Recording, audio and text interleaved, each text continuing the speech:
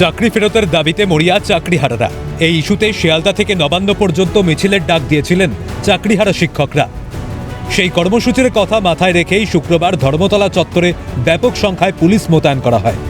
সেখানে চাকরিহারারা পৌঁছতেই চলে ধরপাকড়। সেই সময় পুলিশের সঙ্গে চাকরিহারাদের ধস্তাধস্তি বেঁধে যায়।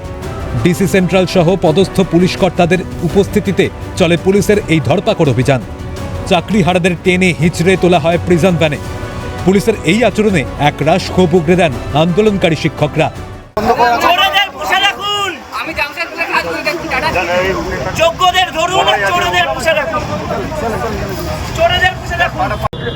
সেই পদই ফিরে পেতে চাই। আমাদেরকে সরকারও আমাদের সাথে অবিচার করেছে এবং বিচার ব্যবস্থাও অবিচার করেছে। আমরা ন্যায় এবং বিচার পেতে চাই, এটাই আমাদের দাবি। আমাদের আন্দোলন করার অধিকারও বিঘ্নিত হচ্ছে। আন্দোলন করার অধিকারও বিঘ্নিত হচ্ছে।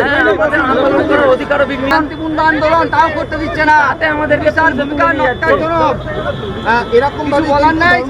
মিছিল করার অধিকার নেই ভারতবর্ষে, শান্তিপূর্ণ মিছিল করার অধিকার নেই ভারতবর্ষে। এদিকে পুলিশের এই ধরপাকড়ে চোট পান শুভ্রা ঘোষ নামে এক শিক্ষিকা। আমার এর জন্য তো আপনারা দায়ী, আমার এর জন্য কারা দায়ী? আপনারা টেনে ফেলেছেন, আমি পড়িনি।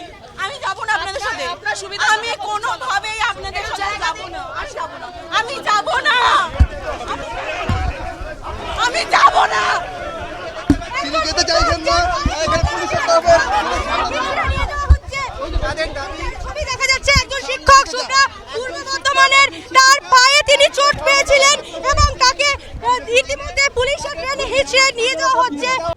তাকে রীতিমতো টেনে হিঁচড়ে তোলা হয় অ্যাম্বুলেন্সে। গোটা ঘটনায় পুলিশের ভূমিকা নিয়ে উঠেছে প্রশ্ন।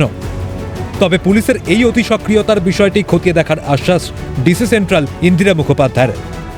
দেখুন, কোথায় কলার ধরেছে এটা আমাকে একটু চেক করতে হবে। আসলে অনেক জায়গায় অ্যারেস্ট হয়েছে, তো আমরা ধরুন এই ধর্মতলা পুরো জায়গা থেকে বিভিন্ন জায়গা থেকে লোককে আমরা ডিটেন করেছি, কাউকে অ্যারেস্ট করেছি, এগুলো আমরা পরে চেক করব।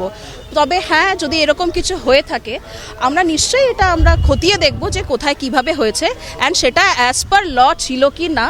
তখন এই সিচুয়েশন যদি ডিমান্ড করে, তখন যদি কারেক্ট অ্যাকশন হয়ে থাকে, তাহলে সেটাও আমরা আপনাদের সাথে শেয়ার করব। ধর্মতলা একাধিক চাকরিহারা শিক্ষক শিক্ষিকা এসে যখন উপস্থিত হন, সেই সময় তাদেরকে আটক করা হয়।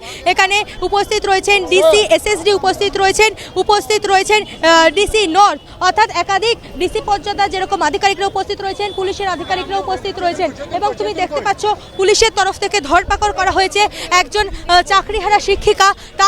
তার পায়ে চোট লাগে এবং তার পা থেকে রক্তক্ষরণ হচ্ছিল, তাকে এই মুহূর্তে হাসপাতালে নিয়ে যাওয়া হয়েছে। এর পাশাপাশি এসএন ব্যানার্জি রোডেও চলে ধরপাকড়। পাশাপাশি সাদা পোশাকেও চলে পুলিশের নজরদারি। সেখানে পথচারীদের জিজ্ঞাসাবাদ করা হয়, কোথা থেকে তারা আসছেন তাও খতিয়ে দেখেন পুলিশ আধিকারিকরা। সেই সঙ্গে তাদের পরিচয়পত্রও খতিয়ে দেখা হয়। কাউকে চাকরিহারা শিক্ষক সন্দেহ হলেই তাদের আটক করা হয় বলে অভিযোগ। এছাড়া বাসে উঠে বাস যাত্রীদেরও পরিচয়পত্র খতিয়ে দেখেন পুলিশ আধিকারিকরা, এমনটাই অভিযোগ। এই মুহূর্তে এসএন ব্যানার্জি রোডের সামনে পুলিশি ধরপাকড় চলছে। দেখতে পাচ্ছি যে তুমি দেখতে পাচ্ছ যে পথচারী যারা যাচ্ছে তাদের প্রত্যেককে এভাবেই দাঁড় করানো হচ্ছে এবং তাদের আই কার্ড দেখা হচ্ছে, জিজ্ঞাসাবাদ করা হচ্ছে তারা কোথায় যাচ্ছেন। মূলত দেখা হচ্ছে তারা শিক্ষক কিনা। তুমি জানো যে শিক্ষকদের আজকে নবান্ন অভিযান ছিল এবং তাদের মিছিলের যে কর্মসূচি ছিল সেই কর্মসূচি রুখতেই কিন্তু পুলিশের তরফ থেকে কড়া পুলিশি প্রহরা রাখা হয়েছে। এই ধর্মতলা চত্বরে আমরা দেখতে পেয়েছি প্রিজন ভ্যান রাখা হয়েছে। চাকরি ফেরতের দাবিতে নাছোড় আন্দোলনে নেমেছেন চাকরিহারা শিক্ষকরা। যদিও এরপরেও টনক নড়েনি রাজ্য প্রশাসনের।